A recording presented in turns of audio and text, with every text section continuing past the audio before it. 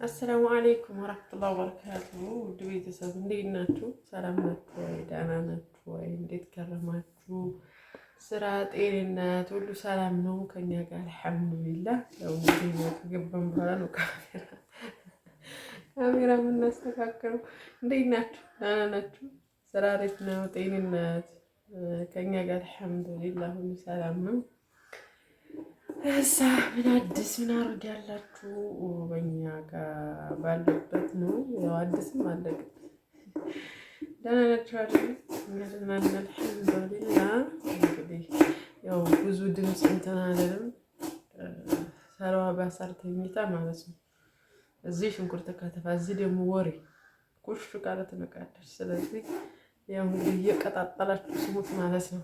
ያው ሚስጥር ማለት የዛሬው ወሬ ማለት ነው። እና እንዴት ናችሁ? ደህና ናችሁ? ደህና ነኝ አልሐምዱሊላህ። ያው እንግዲህ ረፍዷል። ኦልሬዲ ምሳ ሰዓት እየደረሰ ነው። እኛ ግን ገና ምሳ ልንሰራ ነው። ያው ሰርገኛ መጣበት በቀንጥሶ አይነት ነገር ነው ማለት ነው። ምንም ማድረግ አይቻልም። ዛሬ ደብሮናል። ወላሂ ነው የምላቸው። በጣም የደበረኝ እንደው ዝም ብሎ አልቅሽ አልቅሽ የሆነ ሰበብ ባገኝ የሚያስለቅሰኝ ሁላ ውስጤ ነው። አስተግፍሩላህ። እና እንደዛ ነው በቃ ብስክትክት አልሆኛ። እንደው ቀኔን ለምናችሁ የጀመርኩት ዛሬ በድብርት ነው እላችሁ። አሁን ኦልሬዲ 5 ሰዓት እየሆነ ነው። እኔ ገና ምሳ ልሰራ ነው። በቃ በድብርት ነው ያልኩት እላችኋለሁኝ። ያው እንግዲህ የድብርቴ ሰበብ ብዬ የምለው ይሄ ባጃጅ አሽከርካሪ ጎረምሳ ወንድ ሁላ በቃ አላሰራንም ማለት ነው። ሙዚቃው የባጃጅ አይመስላችሁም? የሚለቁት ሙዚቃው ላይ ነው የምላችሁ። ቤት መንገድ ላይ አዛ ነው የሚያደርገው ለመኖሪያ ለስራ ሲሆን ነው እንጂ ማለት ነው። ሙዚቃውን ኦቨር ይለቁታል። ልጅ ቀሰቅሱባችኋል ምናምን እንደሰማችሁት ነው ማለት ነው። እንደይም ሰዋራ እዛ ያረጉኛል። አላኩል ሐል አልሐምዱሊላህ። እና የድብርቴ ምክንያት መሰላችሁ እንግዲህ ራቢን ታቋታላችሁ። የሆነ ሰዓት እንደውም ምንድነው እቃ ባላኩላት ምናምን እያልኳችሁ ነበር እንኳን እና እንትን ጣሟት ነበር በመሰረቱ እንደ ቶላ አመት በላይ ፈጀባት ማለት ነው። እሷ ለመሄድ በጣም አዛርጓት ነበረ እና ያው እንትኑም የዚህ ኬዝ ደላላ ነው ፈሪቡና ደላላ መቼም ሆዳም ናቸው። በቃ ብር ለማግኘት የማይፈነቅሉት ድንጋይ የላቸውም እናንተን ለመግፈፍ ማለት ነው። እና እሱ ነው አብዛኛውን ያራዘመባት የነበረውና ያው እንግዲህ አልያሻው ነገር ሆኖ ነው። እሱም ያው ሰበቡ እሱ ሆነ እንጂ ማለት ነው። ያው ርዝቃችሁ ሲዞር ነው የምትዞሩትና እና እሷም ዛሬ ርዝቋ ወደ ሳውዲ ዞረ መሰለኝ። ዛሬ ነው በረራሽ ብላ ተብላ ያው ወደ አዲስ አበባ ስትሄድ በቃ እንጃ ውስጥ ይርብሽ ታውቃላችሁ። በጣም ነው እንትን ያልኩት እኔ እንጃ ከፋ ይሆንጣ ስደት እኔ ከምን እንደለማብን አላውቅም። ሄዶም የሚደሰተው አላማው የሚደርሰው ከስንት አንድ ነው እና እንደው ስደት በምን እንደለማብን አላውቅም። በቃ አሁን የችግራችንም በቃ የችግራችን መፍትሄ ስደትን አድርገናል ማለት ነው። ምንም ማድረግ አይቻልም። እና እኔ ሄዶ እንደመጣ ሰውም አልሆንኩ። ሌሎች ውስጥ ሲባቡ ያልቅሱ። እሷም ወታ ስለማታቅ እንደው ትባባ የኔ ምን ይባላል እንደውም አብሽሪ በእቺ ጠንክሪ ነው የሚለዋል። ሄዶ የሚያቅሰው ያኔ ሰርቶ የሚያቅሰው በተለይ እንደኔ የቆየ 9 ዓመት ምናምን ሰርቻለሁ። ለ10 ዓመት ምንም ያልጎደለው 10 ዓመት ብላችሁ ያዙት 4 ወር ነው የጎደለው። እና ያ ሁሉ ሰርቼ አሁን እኔ እሷ ስትሄድ እንደው አንጀት ያልኳችሁ እንደዚህ ያለ። ምክንያቱም እኔ ለምን እንዳዘንኩ ታውቃላችሁ? ያው እንግዲህ ስደት ከዚህ ሁሉ ቤተሰቦቻችሁ ብቸኛ ስትሆኑ ያችን ነው ኩሽና እኔ የሚያስጠላኝ ከምንም በላይ በቃ ብቸኝነቱ ነው። በቃ ኩሽና ብቻችሁን ቁጭ የምትሉት ነገር እነሱ ሲደባደቡ እነሱ ሲዋሩ ምናምን ሲዋኩ እናንተ ጭር የምትሉት ነገር እሱ ይደብረኛል። እና ያንን ሳስበው ብቻ ደህና ሳርግላት በጣም አሳዘነች ማለት ነው። ራቢ ደግሞ በባህሪዋ ማለት ነው በጣም ዝምተኛ ናት። በቃ ዝምተኛ አሁን እኔ ጋር ስመጣ በቃ ለጉልበቷ ደግሞ ወደኋላ የለም። እንደ ወጣት ምናምን እንደዚህ አይደለችም። በሳል ነው ስራዋ ሁላ ማለት ነው። እና የበሳል ነው ስራዋ ሁላ። በእርግጥ ጎጆም በወቅቱ ስለያዘ ሊሆን ይችላል።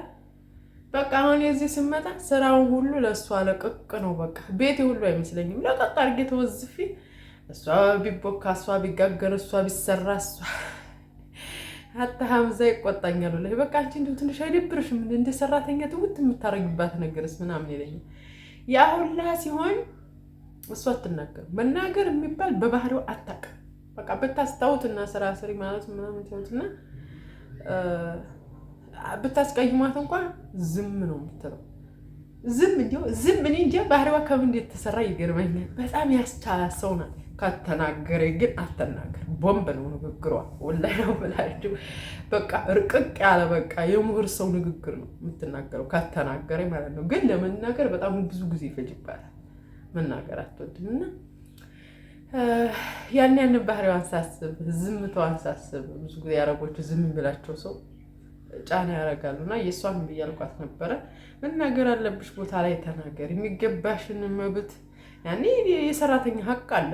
ያንን ሲጋፉሽ ያኔ መናገር ግድ ነው። ዝም አትበይ ምናምን አልኳት።